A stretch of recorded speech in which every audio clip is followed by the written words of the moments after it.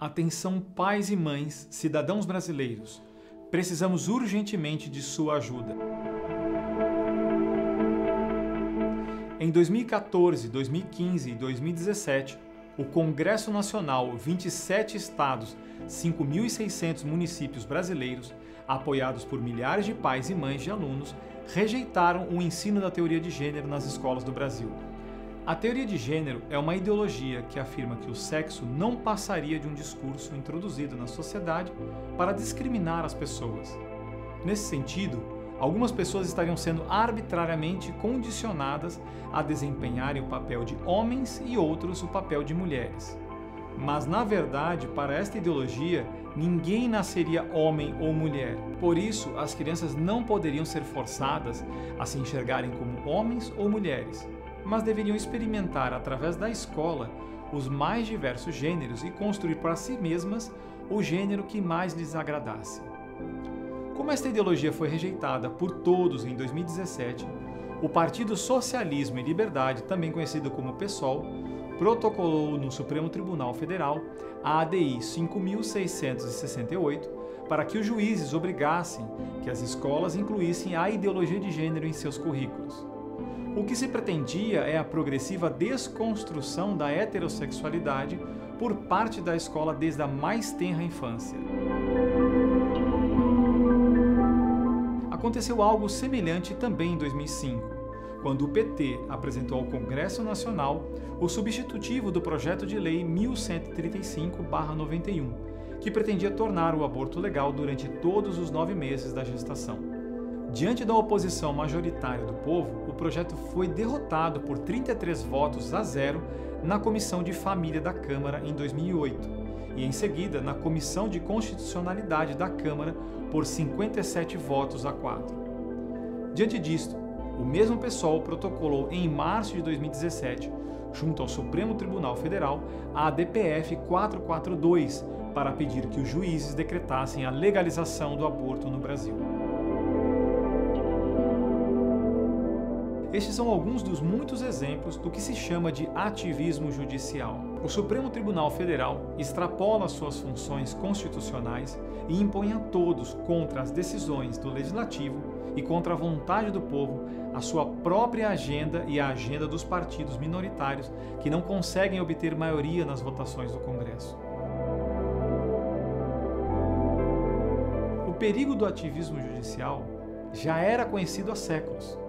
Alexander Hamilton, o principal autor da Constituição norte-americana, alertou o povo americano no livro O Federalista, que se emancipássemos o poder judiciário, como estava sendo feito nos Estados Unidos, deveríamos também dar ao legislativo o poder de julgar os juízes por crimes de responsabilidade. No capítulo 81 do livro O Federalista, Alexander Hamilton afirma o seguinte: ninguém discutirá que deve haver uma Corte Suprema, mas o perigo de uma usurpação do judiciário sobre a autoridade legislativa não oferecerá maiores danos se instituirmos o importante freio constitucional do poder de instaurar e julgar o processo de impeachment que gozará o legislativo. Enquanto o legislativo possuir os meios de punir a presunção dos juízes, removendo-os de seus cargos, nunca existirá o perigo de que os magistrados desafiem o legislativo por meio de uma série de usurpações deliberadas sobre a sua autoridade. Por este motivo, foi protocolado em 2016, na Câmara dos Deputados, o projeto de lei 4754 de 2016, que estabelecia como crime de responsabilidade passível de impeachment a usurpação por parte dos magistrados da Suprema Corte de competências exclusivas do Poder Legislativo ou Executivo. O projeto só foi colocado na pauta de votação somente agora, neste mês de maio de 2021. Na segunda-feira, dia 3 de maio, a Rádio Jovem Pan constatou em pesquisa que o projeto contava com a aprovação de 99,5% do eleitorado brasileiro. Veja bem, vou repetir o número: 99,5% do eleitorado brasileiro. Creio que nunca na história do país tenha havido qualquer projeto que tivesse contado com um índice de aprovação tão alto por parte do público. O projeto foi votado 2 dias depois, na quarta-feira, dia 5 de maio, na CCJ. Surpreendentemente, Apesar do apoio de quase 100% do eleitorado, o projeto foi rejeitado por 33 votos contra 32. 15 partidos votaram a favor e 10 partidos votaram contra. Entre os 10 partidos que votaram contra, alguns são partidos de esquerda, como o PSOL e o PT, que se utilizam do ativismo judicial para promover as suas próprias agendas e, portanto, não votariam a favor do projeto, mesmo tendo todo o povo contra eles. Outros partidos têm em seus quadros deputados que estão sendo processados pelo STF e não seria do seu interesse contrariar os magistrados.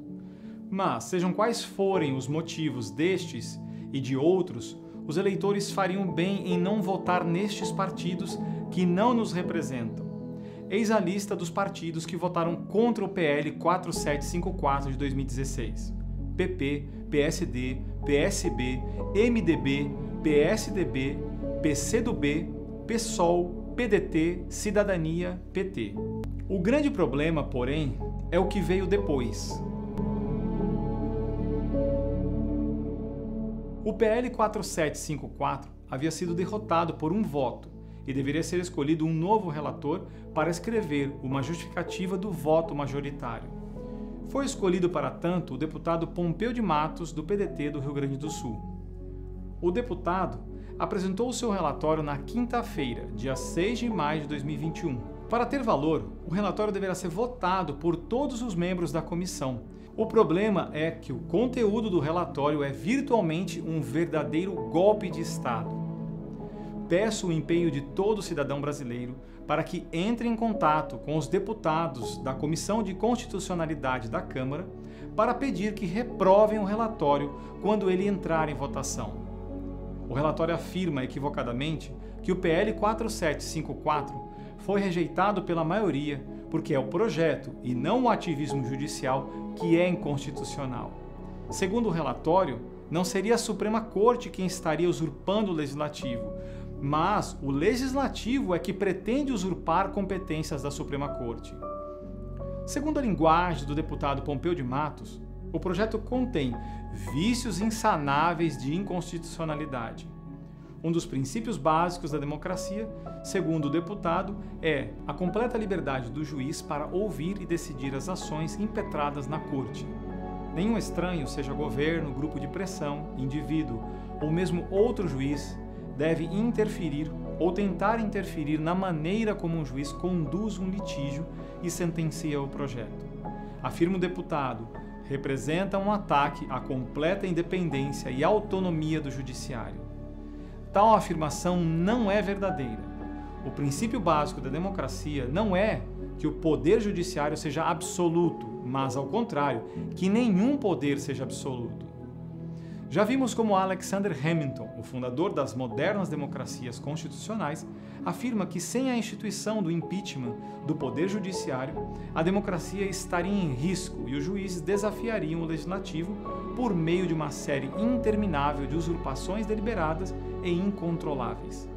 As próprias constituições foram criadas para limitar os poderes constituídos, não para torná-los absolutos. Mas, segundo o relatório do deputado Pompeu de Matos, qualquer projeto, seja o PL 4754, seja qualquer outro que pudesse ser pensado no futuro, que tentasse impor qualquer limite ao poder judiciário, padeceria de um vício insanável de inconstitucionalidade.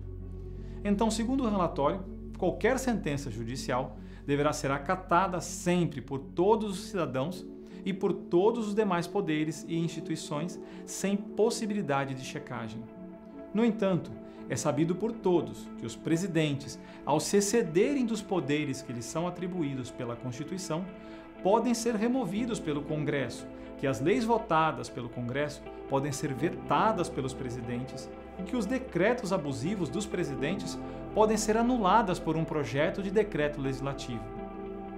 Então, se apenas a Suprema Corte gozasse do poder absoluto e inquestionável, ela poderia, a pedido do PSOL, não apenas legalizar o aborto ou impor a ideologia de gênero nas escolas, mas poderia também fechar o Congresso. Poderia alterar uma cláusula pétrea da Constituição, como a que estabelece a forma federativa de governo, ou o voto direto e secreto. poderia revogar toda a Constituição ou poderia até mesmo autorizar um crime como um assalto a um banco ou um assassinato. E neste caso, não haveria nenhum poder, nenhuma instituição que poderia opor-se a tal sentença. Podem parecer exemplos absurdos, mas o absurdo está no fato de que o relatório não reconhece a constitucionalidade de nenhum limite possível às sentenças da Corte. Qualquer limite é insanavelmente viciado de inconstitucionalidade. São as palavras do deputado que redigiu o relatório. Em vez disso, todos nós sabemos que o Código Penal vale tanto para os cidadãos como para os juízes. Portanto, se um juiz autorizasse um crime definido como tal pelo Código Penal, o juiz cometeria como mandante o mesmo crime que estivesse autorizando o autor a cometer e deveria simplesmente ser preso junto com o autor do crime. Isso significa que os juízes da Suprema Corte não estão acima nem do Código Penal, quanto menos acima da Constituição. E violar a Constituição é um crime muito maior do que violar o Código Penal. O que o relatório do deputado está fazendo é atribuir à Suprema Corte um poder absoluto, supostamente em nome da Constituição. Mas todos nós sabemos que nenhuma Constituição foi promulgada para atribuir poderes absolutos a quem quer que seja. Em vez disso, as Constituições foram criadas precisamente para limitar os poderes constituídos. O que o relatório do deputado está fazendo é instaurar as bases para uma ditadura no país. As ditaduras, ao contrário do que se pensa, podem ser regimes excelentes em seus começos. As ditaduras que surgiram em épocas de crise colocaram ordem na sociedade, tiraram as nações da miséria, promoveram o emprego, diminuíram a criminalidade e impulsionaram o progresso e o desenvolvimento econômico. Mas depois, mais cedo ou mais tarde, veio a conta. E esta conta sempre foi muito amarga, muito cara, muito mais cara que todo o progresso que havia sido promovido. Porque o poder corrompe e o poder absoluto corrompe absolutamente.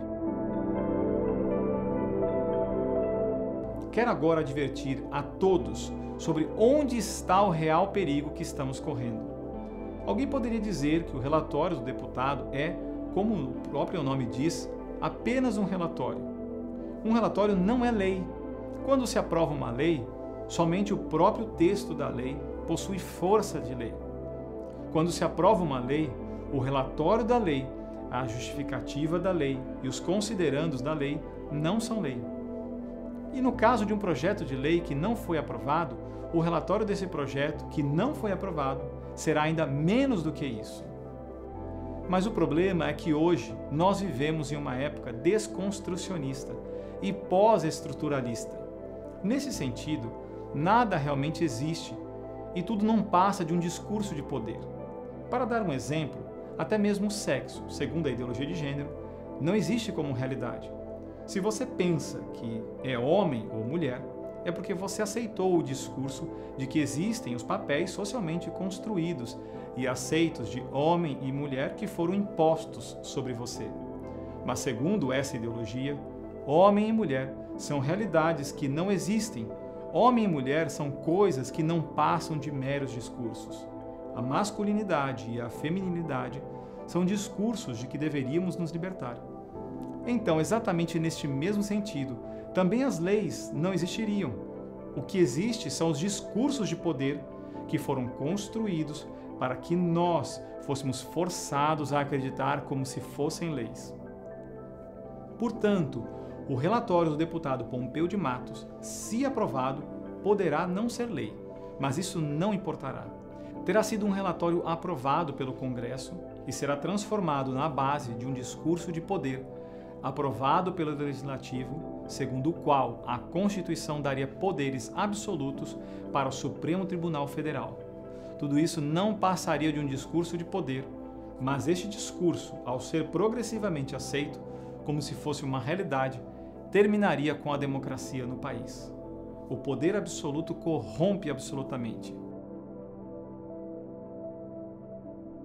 Acabamos de receber a notícia que, enquanto estávamos gravando este vídeo, o deputado Pompeu de Matos retirou o seu relatório e o substituiu por outro inteiramente novo. Acabei de ler o novo relatório, e esse novo relatório está muito pior que o anterior. No seu novo relatório, o deputado afirma que o PL 4754, e por extensão qualquer outro projeto de mesma natureza, é inconstitucional porque, segundo o relator, não se deve mais falar em usurpação de poderes por parte do Judiciário. O Judiciário não usurpa poderes.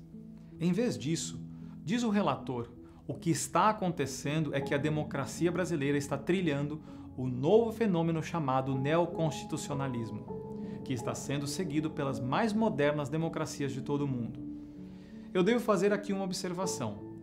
Isto que o deputado está chamando de neoconstitucionalismo era algo desconhecido pelo povo brasileiro quando em seu nome foi escrita a Constituição de 1988. Só alguns raros professores de direito falavam na época do assunto. Mas segundo o novo relatório do deputado, agora estamos descobrindo que isto é a própria alma da nossa Constituição. O neoconstitucionalismo, segundo afirma o novo relatório do deputado Pompeu de Matos, reconhece que até a Segunda Guerra Mundial, a cultura jurídica era centrada exclusivamente na lei. Estas são as próprias palavras do relatório. Descobrimos que antes da Constituição de 1988, a cultura jurídica estava inteiramente baseada na lei. Mas agora, continua o deputado, a partir de decisões judiciais e principalmente a partir das decisões do Supremo Tribunal Federal, só os juízes passarão a impor ao Executivo e ao Legislativo o dever de cumprir a Constituição e ainda, segundo o relatório, esta Constituição não pode ser mais interpretada literalmente. Isto é, de acordo com o que está escrito no texto. Portanto, ele conclui: os legisladores devem entender que as determinações do STF não se deram por um mero capricho dos juízes que buscaram usurpar os poderes executivo ou do legislativo. Ao contrário, afirma ele, estas determinações se deram pelo desejo de fazer com que os demais poderes cumprissem o verdadeiro sentido da Constituição. Portanto, ele conclui ainda dizendo: com a devida vênia, os autores do PL 4754 estão equivocados em suas análises, porque não se há de falar em usurpação de poderes, mas no novo fenômeno do neoconstitucionalismo. Nesse sentido, afirma o deputado Pompeu de Matos que o objetivo do PL 4754, e por extensão de qualquer outro semelhante, é o de impedir a modernização da democracia. Tais projetos, diz o deputado, são diametralmente opostos à moderna visão do papel do Poder Judiciário, em especial do Supremo Tribunal Federal. Aprovar tais projetos comprometeria o próprio exercício da judicatura. Por este motivo, projetos como estes deverão ser considerados como inconstitucionais. Vou deter-me por aqui, e creio que isto seja o suficiente para que tenhamos entendido o que está acontecendo. Ligue para os deputados da Comissão de Constitucionalidade da Câmara e explique-lhe por que eles devem votar pela rejeição do relatório do deputado Pompeu de Matos. Eles são os seus representantes. A vida de muitos inocentes e a integridade da personalidade de seus filhos estão em jogo. Muito obrigado.